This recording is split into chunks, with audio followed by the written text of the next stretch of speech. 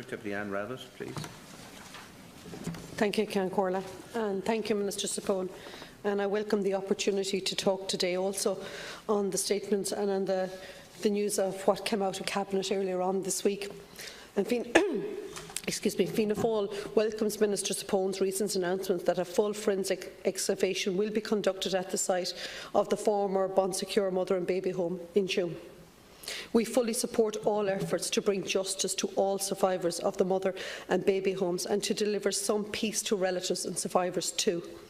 This era in Irish history represents a blemish on our collective morality, and we must do our best to do the right and the wrongs of this era. We have reached this point through this tireless work and campaigning of many people. Most notably among them was the lady Catherine Corliss, the amateur historian from Tuam, who slaved behind the scenes for years to investigate the history of the Bon Secours mother and baby homes and finally uncovered the horrific story. Furthermore, a number of survivor groups and individuals have done Ireland a great service by ensuring that this story was heard, even when many people had no interest in listening to it. There is, however, a need to manage expectations, as you have said, Minister, around this excavation. In its report, the expert technical group, which was made up of academic leaders in the field of DNA and forensic science, were honest about their severe technical challenges in many cases, the impossibilities of identifying remains of this nature, which are commingled from many very young children. The expert technical group further stated that there is a need to communicate realistic expectations about what DNA may be able to produce in a complex site such as Tuam.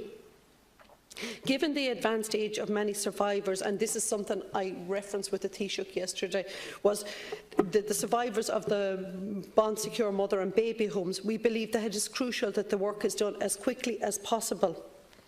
As now, and as you have just indicated there in your speech, we don't have timelines. You have given a commitment, and it's welcome for the primary legislation in the first quarter of next year.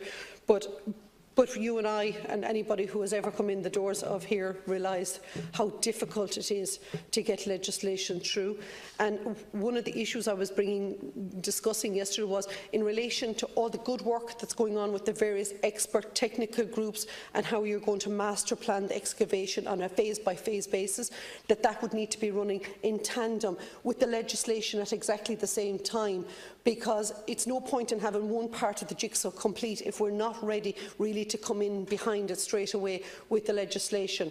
And it's something that I don't think any member of the House here would want to be the part that we would be holding it up here if it's the legislation, because from what I can gather there's some really complex pieces on it in relation to the Coroners Act, the Local Government Sanitary Act, the Public Health Act, the Criminal Justice Act, be it the forensic evidence and also the location of victim remains.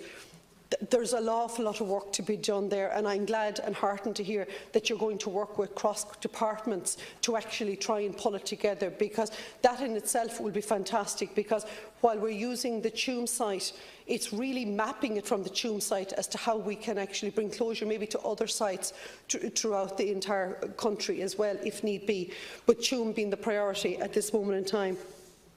I too, Minister, would like to be associated and acknowledge the work that Dr Geoffrey Shannon has, who produced the report on human rights as the former site of the Mother and Baby Home. And yet again, Dr Geoffrey Shanahan, I think, brought a really human aspect to this, in where he chronologically went down through it. And I think absolutely the only way that can be approached is in a phase-by-phase basis. And I think that takes into account the residents that are living locally. It takes into account the survivors who are at the epicentre of all this, but also it brings into account, by the phase-by-phase doing it, it also brings the community with them.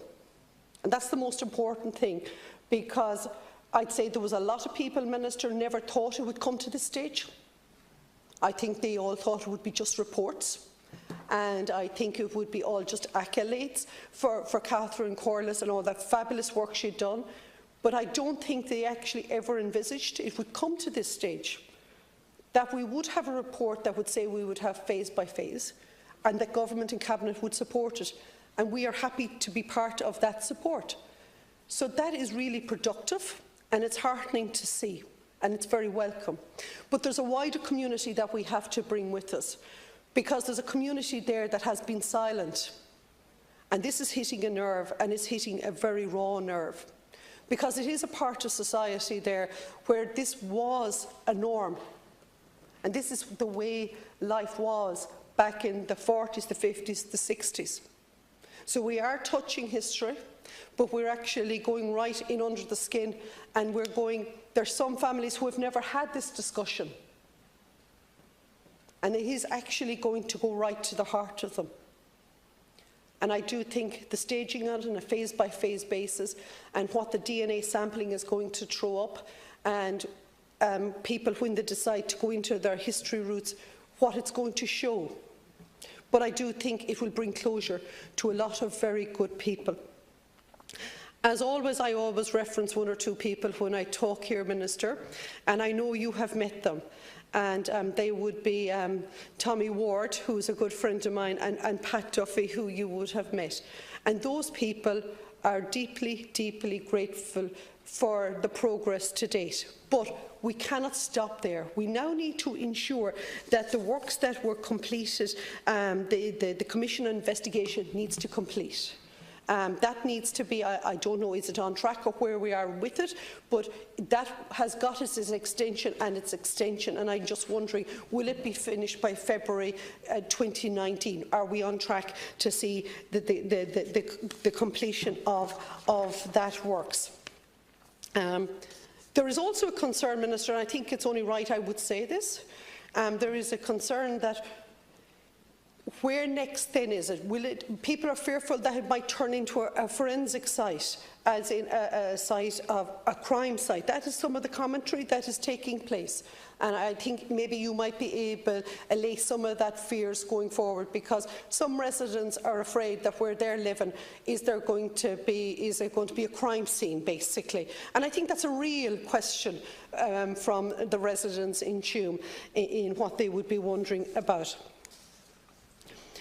There is another moral aspect to all of this, Minister, and while we are getting closure in relation to the excavation, the other aspect is in relation to the survivors themselves.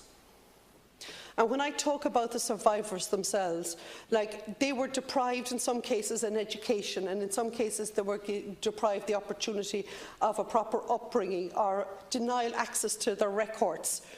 And I'm just wondering, Minister, and maybe with your cross-departmental work there, that I've mentioned this before, like, some of these people are looking for support. They're old enough where they're trying to get support in relation to their housing supports or their medical supports, or we talk about their counselling supports.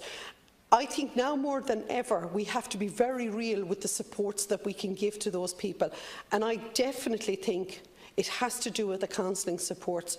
These people need the opportunity to talk. They need to talk with the professionals, they need their voices heard, and they need to feel listened to. And some of these people, Minister, don't have the access to transport, and some of these people are dependent on state support. But we have to be real, particularly the people that are survivors of the Tuam Mother and Baby Home, that if they need access to the counselling service, be it in Ballinasloe or in Galway, we have to find a mechanism to give them that support. Like, it's not like here in Dublin where we can grab the taxi or we can get on the local bus. We don't have all that support. So we need to find a mechanism of supporting the persons that are coming forward saying, I would like the opportunity with counselling. Please, can you help me with this? Or I have issues regarding my housing, because literacy and numeracy would be issues with some of the residents and some of the survivors that I have come across that would like a little bit of help. And if we can liaise with the council, and we have a very good council in Galway County Council, but if there's a mechanism there that we can support the survivors, these are real issues, how we can help them also bring closure. And it shows real support. But, Minister, thank you for what you have done, and thank you for bringing it to action. Thank you, Deputy Rabbitte.